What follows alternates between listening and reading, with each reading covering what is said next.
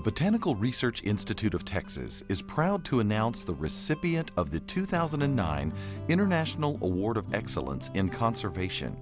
The honor goes to Dr. E.O. Wilson, Pulitzer Prize-winning author and honorary curator of Harvard's Museum of Comparative Zoology. We're really very honored that Ed Wilson would come and join us in Fort Worth, that he would receive the BRIT Award of Excellence. I think he honors us more than we could ever honor him. You know, I've known people who are legends in their own mind. This man is truly a legend in his own time. He has for more than 50 years fought a valiant battle against the destruction of biodiversity, a title, a name which he basically invented and popularized. Without him, many of the conservation efforts that we are trying to go through wouldn't be possible. Recognized as one of the world's greatest living scientists and the father of biodiversity, Dr. Wilson's passion for the natural world began as a young boy. I call it my bug period. Every kid has one. And what made me different was I just never grew out of mine. It started actually during a brief stint in Washington. I was exposed to the National Zoo, which was near our apartment, and the National Museum, and was awestruck. But then I developed at the same time an interest in insects, butterflies, ants, and when we moved to the south again, to the Gulf Coast, which is almost the tropics and swarming with wonderful forms of life, then I got completely hooked. Dr. Wilson's lifelong love of insects and the little things was perhaps born out of a traumatic fishing accident at the age of 7. I was fishing and pulled up a pinfish, which has sharp needle-like spines down the back, and accidentally, carelessly, pulled it up into my eye, and one of the spines gave me a traumatic cataract, which then blinded the eye.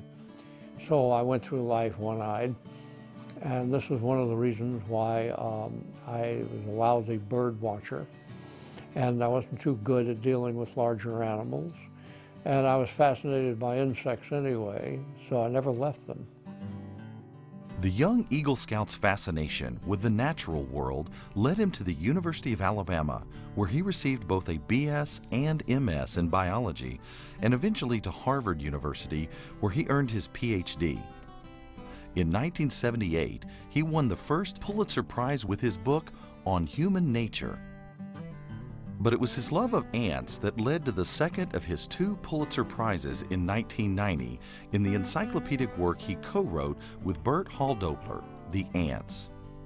Who else could write a coffee table book on ants? A wonderful book that anybody can enjoy, from the most accomplished expert to just the guy that picks it up off the coffee table.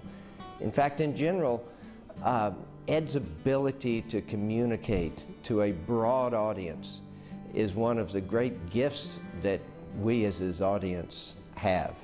As the author of 22 books, many of which are award winners, Dr. Wilson's works inspire and challenge all who read them. His latest work, The Creation, an appeal to save life on Earth, seeks to create a unique alliance between science and religion to save Earth's decaying biodiversity. His latest book, Creation, which is a letter to a Southern Baptist pastor, really discusses how we can all think about life, biodiversity, and the future of this planet, and how you can bring together a religious view and a scientific view to the common goal of what's really important. And what's really important is our planet and the future of life on our planet. Let's respect each other.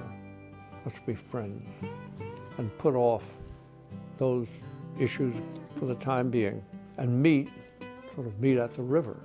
Meet in areas that we can agree on, and we need to agree on now, dealing with issues that are transcendent, and unite on the issue of saving life on the planet. It could be done. Despite his numerous achievements and awards, it is Dr. Wilson's most recent endeavor that is garnering him some of the greatest praise of his career. The Encyclopedia of Life is a project that began in 2003 and seeks to catalog the Earth's estimated 1.8 million known species. One thing that Ed Wilson's studies have shown us is how little we really know about life, the biodiversity of this planet. And it's not readily accessible. Everyone realizes we're in a digital age in which it won't be very long before almost everything can be obtained by a few keystrokes by anyone. And, but when I suggested it, it seemed very radical, and I had a few of my colleagues thinking I was onto something, that is, smoking something. I said, we need an electronic encyclopedia, a web encyclopedia, with a page for every one of the species of living organism, plant, animal, microorganism, that has on it everything known about that species. The Encyclopedia of Life is a simple concept. It's a concept that attempts to catalog all known species of life on this planet and catalog them before they disappear. And the number of species disappearing on a daily basis from this planet is enormous, but we don't know how many are disappearing because we don't know what they are. The loss of a single species should be considered catastrophic for future generations. In fact, most of us who work on it in any detail agree that unless we do something to abate the rate of environmental change occurring right now, to somehow get it under control, we could lose or have right at the brink of extinction half the species of plants and animals on Earth by the end of this century. At the age of 79, Dr. Wilson still has a childlike passion for nature, and he has evolved into one of the leading advocates for conservation and biodiversity. I like to think of all of this in terms of a wonderful statement made by the late John Sawhill. He said, a society is defined not only by what it creates, but by what it refuses to destroy. I think we really need, in all of this, to get concerned, and it's certainly within our power to do so, to set about destroying less. Dr. Wilson has been recognized as a genius of modern science and one of the most important thinkers of the 20th century.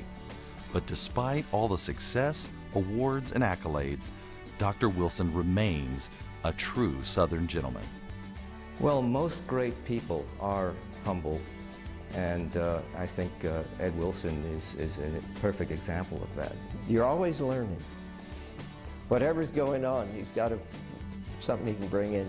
He's always teaching. You know, I'm just a kid from Alabama who fell in love with natural history and was given the privilege, especially here at Harvard, to actually make a living doing it, and actually to finding that it has some real importance.